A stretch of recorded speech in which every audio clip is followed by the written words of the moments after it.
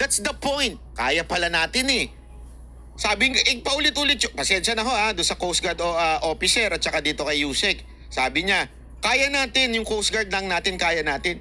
Eh yun naman pala eh. Kaya pala natin, bakit tayo kumuha ng militar? Para isama doon. Yun ang sinasabi. Ano o sinong ibang bansa po, kaya po ng Philippine Navy, kaya ng Philippine Coast Guard po yan. Hindi po tayo susuko dyan kay may Amerikano o wala. Hindi po tayo aamin na hindi natin po kaya. Kakayanin po natin kahit ano po yung gamit natin.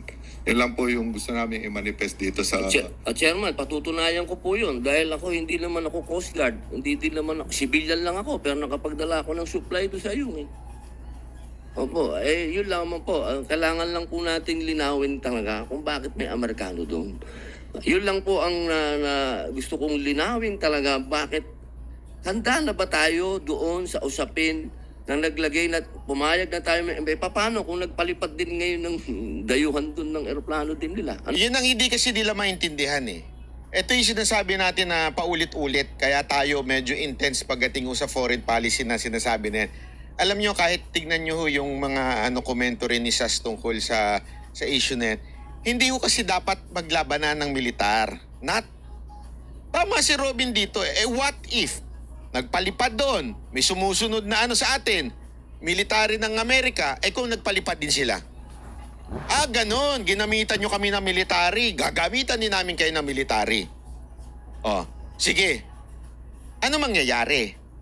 Diba, as much as possible, we want the most diplomatic way of doing it. Kaya nga merong ipinasa si Senator Tolentino na isang mapa rin sa atin din. Alam mo yun, ganun dapat eh. Hindi yung, okay Tingnan nyo Ginigipit nyo yung mga magsasaka namin O sige, papadala namin dyan mga sundalo namin. Hindi dapat ganun.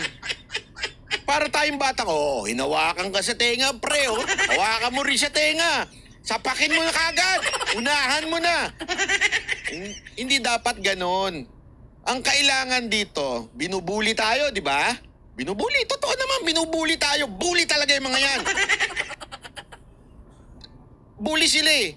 Di bulihin din natin. Gamitin natin ng Coast Guard. Di kami papabuli. Sige, hindi kami tatabi. Bahala kayo sa buhay nyo. Bulihan yan eh. Kaya nga dapat, yun yung sinasabi na dapat pinalakas yung Coast Guard. Hindi yung binuli kami. Dali.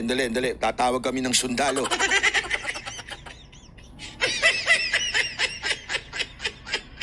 Para tayong nakipaghamunan ng suntukan, nung nakita nating natatalo na tayo, nabubugbog na tayo, sandali, kukunin ko lang yung baril ko, babariling kita.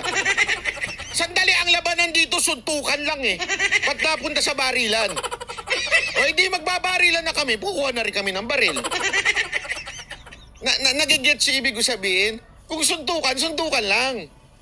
Kung Coast Guard lang, magbulihan sila doon, magyarian sila doon. Di ba? Lusubin natin ng Coast Guard natin din. Bulihin din natin ng Coast Guard. Itaboy natin din sila ng Coast Guard. Pero ano gusto nyo?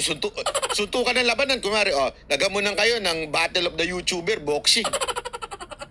Kalaban ko nga rin si Rendon. Medyo matanda na ako, kunwari.